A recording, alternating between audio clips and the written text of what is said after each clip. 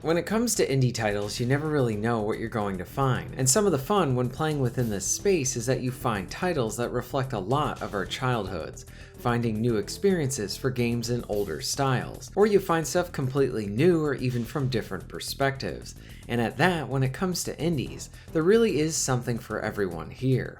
Going into this new title, Rebel Engine, I didn't know what to expect, and generally I was left with a really fun and enjoyable experience. And today I hope to share this with all of you, and maybe this might turn out to be something you might want to try out for yourself. Before we go any further, I want to disclose some stuff at the start of this video. This is a paid sponsored video. I had the PR come to me asking if I would make a video for their game. As part of that agreement, I was happy to see that I was not restricted in what I could say as it pertained to anything Rebel Engine, so all of my thoughts and opinions in this video, just like any of my other videos on my channel, are all my own. In addition to all of this, Rebel Engine can now be found on Steam. Please see a link both found in the description and pinned comment for your reference. And of course, thank you for my audience, essentially allowing me to get to this position, to be able to partake in opportunities like this. Now that we've gotten all the business out of the way up front, let's really dive into this title.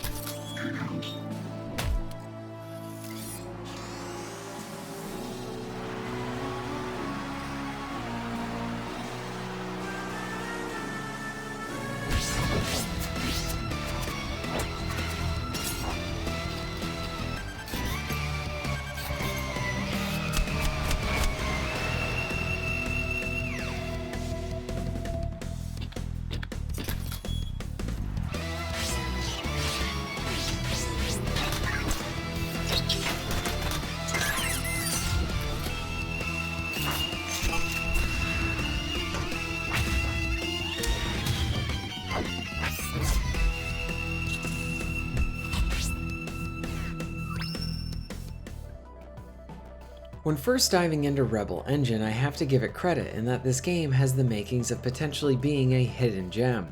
I had not heard about it until the opportunity came my way. I really appreciate when PR reaches out like this, or even just the developers, to make those connections with so many games coming out honestly every day. It's super hard to keep up with stuff like this.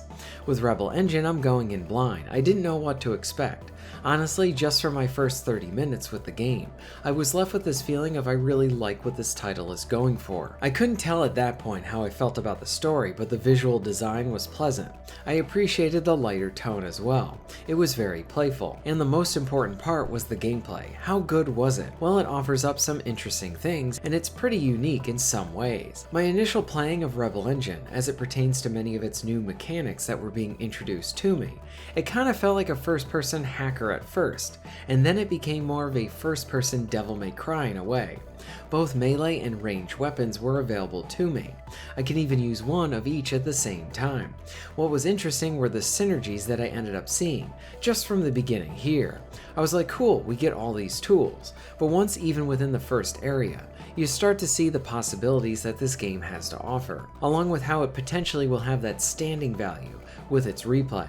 I feel like combat was pushing me to be creative, pushing me to try out stuff, along with adding in that flavor of style to the entire thing. Yes, I needed to survive, but I needed to then do this in a manner of variation and creativity. Not just for the scoring, but rather even more so how everything worked together. Rebel Engine has more in common with a PS2 action game than first-person shooters, if that makes any sense, and for all that, it was pulling me in even more.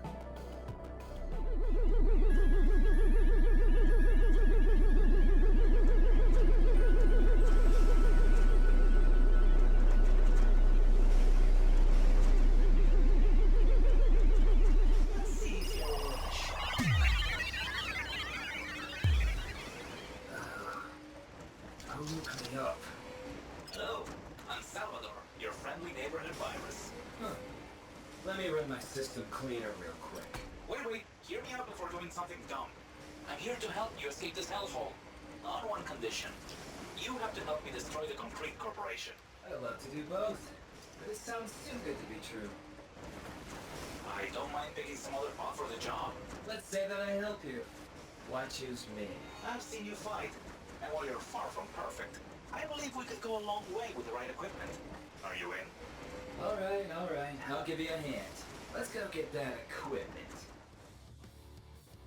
There's a lot of opportunities to be creative. Right from the start, you get a melee weapon that offers up the typical slashes that you would expect. But what interests me more was how you could then juggle enemies. You use this as a way to continue a combo, ward off some foes to then focus on some others, or even just throw them around as well. It has a nice mixture of hits, slashes, juggles, and then throws.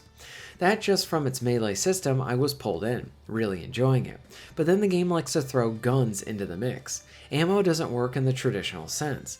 Yes, weapons have a set amount of bullets, but they reload either over time, or better yet, when firing off another gun. For starters, you have a gravity gun, which works as a means to push enemies up, being a great way to either create or extend a juggle, while a shotgun has that knockback flavor depending on the situation. I really thought this was cool from a gun variation, but the game starts the player out with two guns at once, and through its reloading mechanics, it promotes and then pushes the player into switching your weapons, so that you can then keep firing, or at the very least have those options. But now you have access to melee, ranged options, and this fusion creates a game that while I was arena fighting, I felt more like Dante from Devil May Cry than anything else, but just in first person. Does it work? Yes. Is it fun? I would say that it is that too. Other elements get drip fed to you like melee and shooting of course, but then you have a hacking ability where you can grab any of the enemies and then be able to use their weapons briefly. This is pretty cool, along with doing an area of effects stun attack. I think in that sense is what makes this combat system in this title very interesting and most importantly engaging. I feel like yes, I need to defeat those enemies and survive, but I am sort of in these mini sandboxes of sorts, where the game provides many avenues and it all comes down to player choice on the style aspect and changing everything up that you have in your arsenal. Yes, it all works and keeps you pushing along, and most of all promotes more of that replay value. Then you have gaining your health back, where it's involved with landing more hits, so you are actively pushed into combat than rather staying away. New guns, abilities, and weapons are introduced at a good clip as well. When new enemies pop up, it's fun to then grab them and see how their ability can be turned on your enemies, and then how that all factors into the arena fights in the future. You will find yourself wanting to target other enemies over others, which may even vary depending on the player and their style or preference. Personally, I really liked making use of those throws, and found them to be super useful. Then, as the game continued, you'd get a cool grappling hook, along with other gadgets to use as part of your arsenal.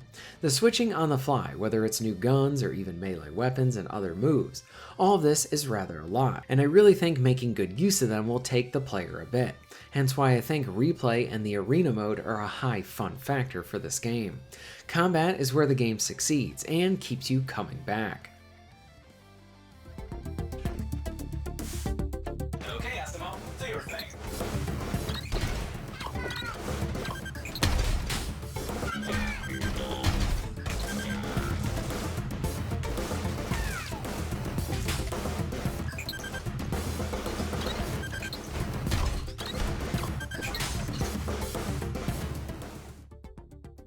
One issue that I had was the placement of checkpoints. For example, if you died during an arena, sometimes you would then need to go back and even do a point where you just had a tutorial. With no option to actually skip the tutorial, you are forced to then go through the entire thing again before getting to the actual fight. That can actually make an area that is giving you a hard time more frustrating by adding this tedious design for it. If possible, I would fix this by just jumping the player right back to the arena fight that you were struggling with. Another thing to note is that the game does not seem to have a difficulty setting, and I think something like this would have been a good idea. There are points again where even within the second level where I got my crap kicked in from a fight or even a boss. Again, challenge is fun. These can also feel like spikes though at times. Personally, I would prefer a more gradual challenge than something that hits you with those big spikes. I also had some sound bugs with the dialogue at times, like some lines just not being said or instances where everything is not balanced well and lines are not heard too well too, because they're too quiet.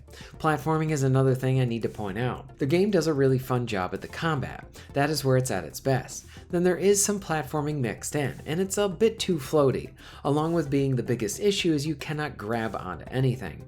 So you'll be jumping and then you're not able to pull yourself up, making this area frustrating rather than as as enjoyable as the combat. While I do not see this as a flaw, I do think the opportunity to have a co-op mode, like a co-op arena mode for this title, would be really cool. Take this flavor of combat with the melee, shooting, jumping, bouncing around, throwing, and all of that, and then add another player. Well, that sounds like you'd be doubling the fun right there. I don't know how balancing or anything like that would work. I do not think it would be an easy task anyway, but some type of co-op mode could definitely help to add more legs to this game, along with being a nice fit for the arena type stuff. It seems like the game is asking for it too. Don't mess with me. I'm no shimmy army. Get off our turf, you.